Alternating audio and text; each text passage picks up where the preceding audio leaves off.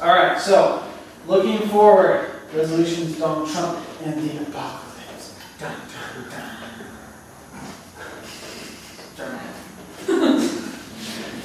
dun. The gist is every year at the in January in the Marigold group we do like a looking forward type discussion where we kind of just look at what we're going on in our individual lives, the people who are here. And so it's very much a discussion format. It'll be a little intro, but each of these topics, resolution, Donald Trump, and the apocalypse, represents a different particular focus of what we're looking at. And so we'll discuss that today. But a lot of different things going on in the world, and a lot of different things going on in our particular lives. I was noticing, I look back at last year's notes and stuff, and online, and I was thinking, like, I don't know, 2016 was just really different of a year than I think normal. Or it just feels like a lot of weird things have happened over the last year. And I was looking at the notes of the last, looking forward from 2000, like going into 2016, and it just didn't seem to like line up to something that we could talk about in 2017 because it's just so weird, like a year, it's very different. So we're looking at these intense topics instead this year. And so to kick us off with the resolutions section, we have a video to show you about people making. So today is January 4th. How's everybody doing with their resolutions so far? Well, I made, and this is not a joke, I resolved to get back on my treadmill. I have a treadmill desk in my office, which I never use anymore. So today I came in, had shorts on, I had a sweatshirt, I tied my Adidas up nice and tight, and then I stepped on the treadmill. I stood there without moving for like maybe 4 seconds, and I got off and made coffee, and that was that. That was my workout. You know, they say only 45% of Americans actually keep their New Year's resolutions, which seems high to me, but to prove it, we went out in the street and we asked people this afternoon what New Year's resolution they have already broken. Enjoy. What was your New Year's resolution? To stop smoking. How's that going for you? Not so good. What's your New Year's resolution? To stop drinking. How much have you had to drink today? One too many. Well, cheers. Cheers to you too. L'chaim. L'chaim. New Year's resolution. To eat more kale. And how much kale have you eaten? I've eaten one piece of kale and almost gagged. Hi, what's your name and where are you from? Hello, I'm Prince Schamberg and I'm from Hollywood, originally from Germany. Prince Schamberg. What was your New Year's resolution? I have a big New Year's resolution. I want to be top fit. I want to cook a lot of schnitzel because I love it and I didn't do that last year a lot. And I want to get lots of love in my life this year. What's your New Year's resolution? Well, I'm turning 30 Saturday and I stopped smoking cigarettes. How many cigarettes have you actually had since New Year's? Half a pack, but that's since New Year's. Today's the 5th. It's the 4th. 4th, close. New Year's resolution this year, definitely try to eat healthier, work out, not get in any trouble. Yeah. What did you eat for lunch today? Okay, it's gonna be, I had Krispy Kreme donuts. It's really not a good start. Nope.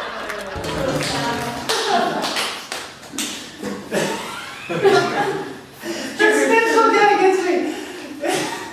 Schnitzel? I'm gonna make more schnitzel. It's fun though. Alright. Okay, so New Year's resolutions. Very good. So, leaving off last year, most of you weren't here, but we did a lot of discussion on kind of reflecting on 2016. So our main focus today is going to be looking into 2017, kind of planning our way out.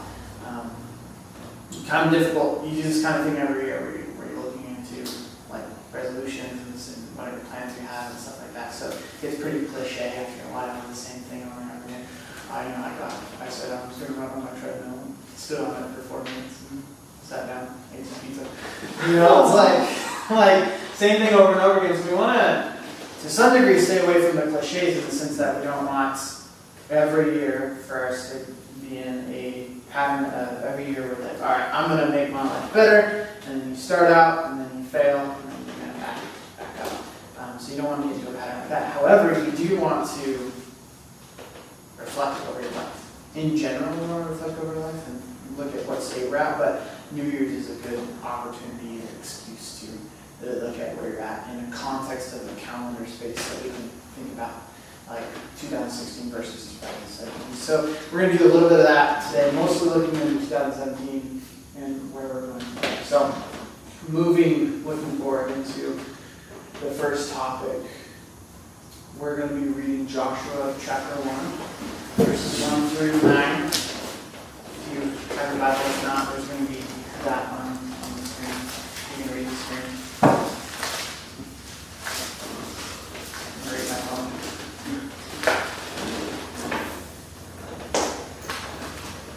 Good?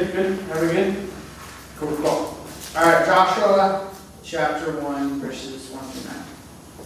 After the death of Moses, the servant of the Lord, it came to pass that the Lord spoke to Joshua the son of Nun, Moses' assistant, saying, Moses, my servant, is dead. Now therefore arise, go over this Jordan, you and all this people, to the land which I am giving to them, the children of Israel. Every place that the sole of your foot will tread upon, I have given you, as I said to Moses. From the wilderness and this, from the wilderness and this Lebanon, as far, alright, read it up here. From the wilderness and this Lebanon, as far as the great river, the river Euphrates, all the land of the Hittites, and to the great sea toward the going down of the sun, shall be your territory. No man shall be able to stand before you all the days of your life. As I was with Moses, so I will be with you. I will not leave you nor forsake you. Be strong and of good courage, for to this people you shall divide as an inheritance the land which I swore to their fathers to give to them. Only be strong and very courageous, that you may observe to do according to all the law which Moses my servant commanded you. Do not turn to it to the right hand or to the left, that you may prosper wherever you go. This book of the law shall not depart from your mouth, but you shall meditate in it day and night, that you may observe to do according to all that is written in it. For then you will make your way prosperous, and then you will have good success. Have I not commanded you? Be strong and of good courage. Do not be afraid, nor be dismayed. The Lord your God is with you wherever you go. Okay, so for those of you who don't know, where this is taking place is with Israel, the nation of Israel, so not Christians. This is way before Christ and stuff. But Moses, who was leading Israel up to this point, died. And God named Joshua, one of Moses' first-hand guys, to take over for Moses as leading the nation. Up until this point, Israel was just kind of wandering in the desert, doing nothing, because they sinned against God and that was their punishment. But now that Moses died and Joshua takes over, now it's time to go into the promised land. So for them, the nation of Israel is this turning the corner point, where they are turning the corner from being in the wilderness for 40 years and turning the corner into going into the promised land and going to war and going into a lot of different things. So this turning point. Now, the point of this passage and different sermons you can get from this passage, there's a lot there. But we're not looking at it in terms of that necessarily. I'm just touching on it real quick, but looking at it in terms of what God's doing with them as a turning point. And then we're seeing ourselves looking at our year turning from 2016 to 17 as a turning point somewhere and seeing how God can speak to us and work in our life in that way. So the first point here is God acknowledges the changes in verses 1 through 2. So in verses 1 through 2, God's just acknowledging, hey, Moses died, and I'm anointing you, Joshua, to lead these people. And now that this kind of section of Israel's time is done, time for you to go into the promised land. God's not dumb. God's not absent. God's right there with Joshua. He knows what's going on. He acknowledges the changes. Looking at our situation, where we're at, maybe nothing's changing really for you right now, but maybe there's a different changing point. But wherever you're at right now, God's acknowledging the situation. God's acknowledging the changes. He's acknowledging your transition from last year to this year. He's acknowledging If there's nothing changing in your life, it's consistent. But at our age group, I doubt that's the case. Usually there's a lot of things changing all the time. Things are developing. So God understands that. He knows where we're at. And he's not putting that sort of thing aside. I say that because a lot of times we get the picture of God where he's absent from our lives. Like he's all powerful or something, but he's not part of our lives. He's just the one who created everything. And we pray to him and ask him to be a part of our lives, ask him to influence us, but he's not actually there until he throws us a bone and changes our lives. But that's not the case. He's a present part of our lives all the time. So he's constantly walking through every situation with us. So we're starting off by just saying, okay, God knows what's going on here. God's with me in this situation. And moving forward, I'm walking side by side with the Lord. Even if I'm walking in sin, God is still present in my life. And he's still calling me back to walk next to him, not in sin. And so we're walking with God in this scenario. The second point in verses 3 through 6 is God gives direction on the future. So he says to Joshua in verses 3 through 6, like, this is what's going to happen. So he acknowledged, okay, Moses is dead. Joshua, you're taking this role. And then in verses 3 through 6, he says, here's what you're going to do. You're going to go into the promised land. You're going to take over these nations. Every place that your foot touches, you're gonna obtain this land. These are the things that are going to happen.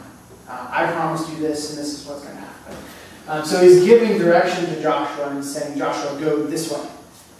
And now, what we're not saying is that in your life, everywhere where your soul touches, the sole of your foot touches, that you're just going to own it, and it's just going to be beautiful, and go play the lottery because you'll win. And that's not what we're saying here. It's not to us that we're going to have victory. Like God's saying, Joshua, you're going to have victory.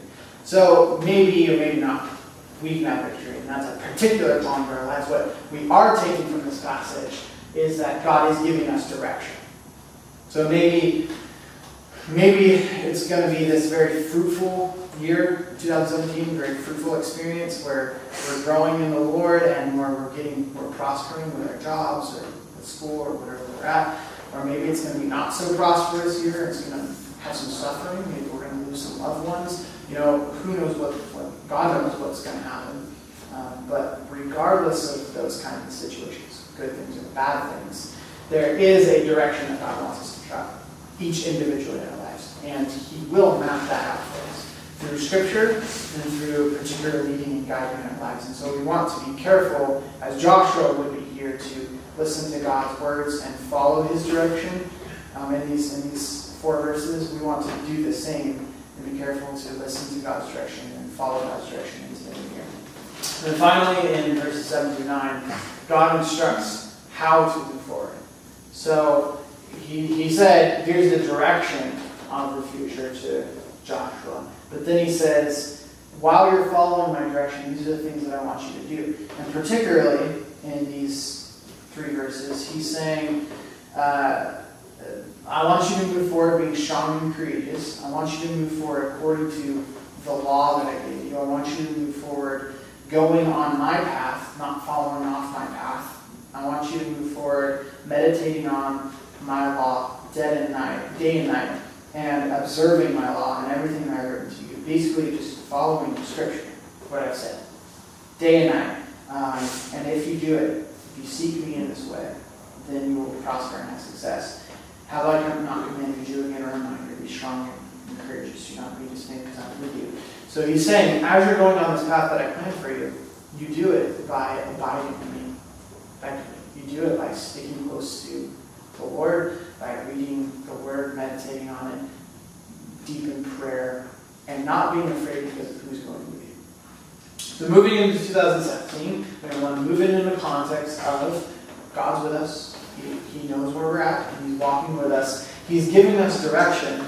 We need to meditate on his word, meaning spend time reading his word and praying to God over what he's saying to us to find that direction in our lives and discern how the Spirit's moving in our lives. And then God instructs us how to move forward. And this is a basic for our life in general, but just a reminder here is to move forward abiding in Christ.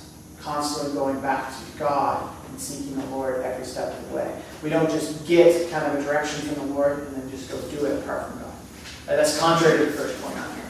Is us getting a direction from God and like, all right, God, you sit over there in the corner and I'm going to go do what you told me to do. That's not how we're instructed to do it. It's every step of the way throughout the year, continuously going back to the Lord to keep us on the right path and make sure that we're not falling off to the right as well. Doing our own thing. So this is the context of which, using Joshua 1 through 9 as kind of the barriers, right?